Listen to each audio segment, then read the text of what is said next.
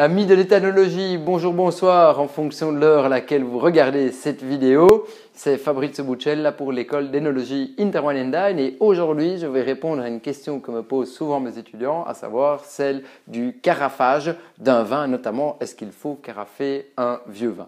Mais avant cela, si vous ne l'avez pas encore fait, si vous souhaitez recevoir notre fiche de dégustation que nous utilisons à l'école d'énologie Interwanendine, n'hésitez pas à cliquer sur le lien qui se trouve en description de la vidéo et vous recevrez gratuitement la fiche de dégustation. Venons-en donc à la question du jour, celle que me posent régulièrement mes étudiants, à savoir faut-il, oui ou non, carafer un vieux vin? On entend souvent dire qu'il faut carafer un vieux vin. Attention, attention, attention. Ça peut être une énorme et grave erreur, c'est-à-dire que vous pourriez complètement abîmer le vin. Je m'explique.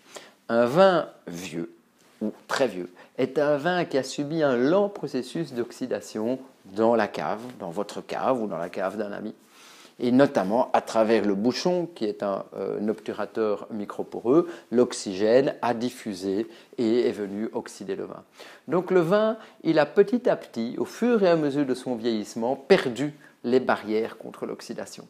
Les tanins, notamment, se sont polymérisés et donc les antioxydants naturels pour un vin rouge, ici par exemple, se sont petit à petit usés et le vin a une structure tannique extrêmement faible, extrêmement lâche.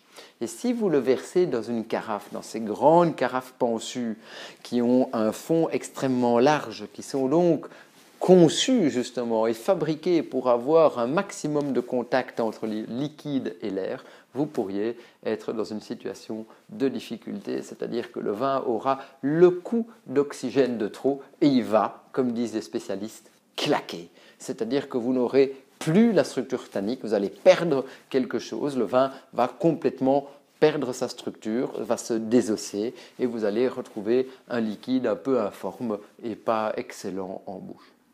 Par contre, ce que réalisent les sommeliers et notamment les professionnels de la dégustation pour les vieux vins, ce n'est pas un carafage, c'est un décantage. Alors là, l'opération se réalise dans des carafes extrêmement serrées, si vous voulez, au col extrêmement serré, et le principe consiste à transvaser le liquide de la bouteille dans la carafe en veillant bien à laisser le dépôt dans la bouteille.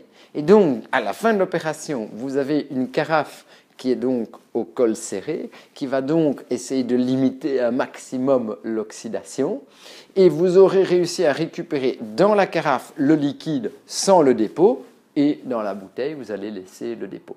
Les professionnels, les spécialistes, parfois réalisent cette opération avec une bougie, la bougie servant à regarder, à pouvoir mirer à travers le col de la bouteille le moment où le dépôt commence à arriver. Et donc, c'est le moment où le sommelier doit stopper le décantage, vu que l'opération de décantage sert à laisser le dépôt d'un côté et à récupérer le liquide pour le service à table de l'autre.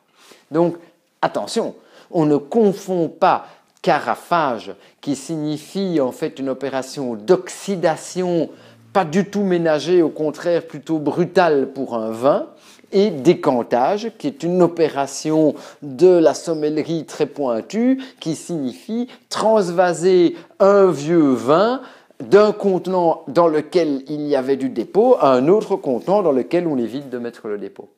Alors, la dernière question, si vous voulez, ou entre guillemets, la question que maintenant on se pose, c'est de dire, oui, mais ok, tout ça est bien joli, mais alors à quoi sert le carafage? Eh bien, le carafage, il sert justement à donner ce kick d'oxygène à un vin, souvent plutôt un vin jeune.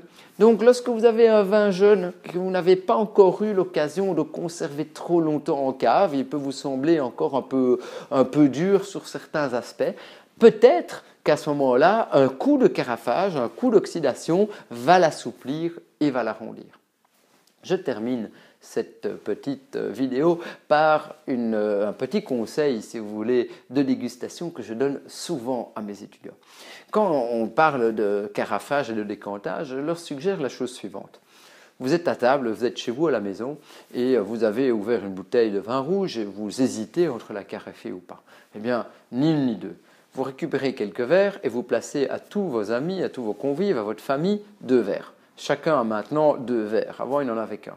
Et puis, vous prenez la bouteille, la moitié de la bouteille, vous la mettez dans la carafe, l'autre moitié, vous la laissez dans le verre. Et vous servez à chacun des convives un peu du vin qui est dans la bouteille et un peu du vin qui a été carafé. Et comme ça, vous pourrez, vos amis pourront, votre famille pourra, chacun pourra se faire sa propre opinion. Chacun pourra tester la différence entre le vin qui a été conservé dans la bouteille et le vin qui a été carafé. Je vous assure, vous faites l'opération 2 ou 3 fois, pas plus, et vous aurez tout de suite compris quelle est l'influence gustative qu'a le carafage sur un vin. C'est une opération qui ne coûte rien, parce que les carafes, il ne faut pas se fournir chez un fournisseur onéreux, il suffit d'en acheter même dans des grandes surfaces bien connues qui vendent ce type d'ustensiles. Vous mettez un verre de plus à table de chacun et tout le monde est heureux.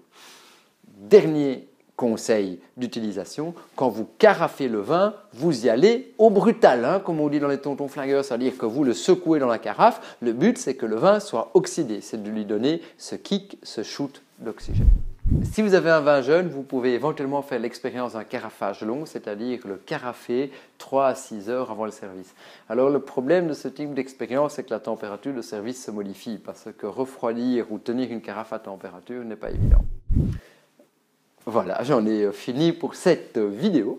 J'espère qu'elle vous a plu. Moi, en tout cas, ça m'a fait plaisir de partager ce moment et cette différence décantage-carafage en votre compagnie. N'hésitez pas à vous abonner à notre chaîne YouTube si vous souhaitez être tenu au courant de nos prochaines vidéos et à mettre un petit pouce levé, un petit like, ça nous fait toujours plaisir. Et à la fin de l'histoire, n'oubliez pas, on peut vous expliquer tout ce qu'on veut, mais il n'existe qu'une solution, c'est la dégustation.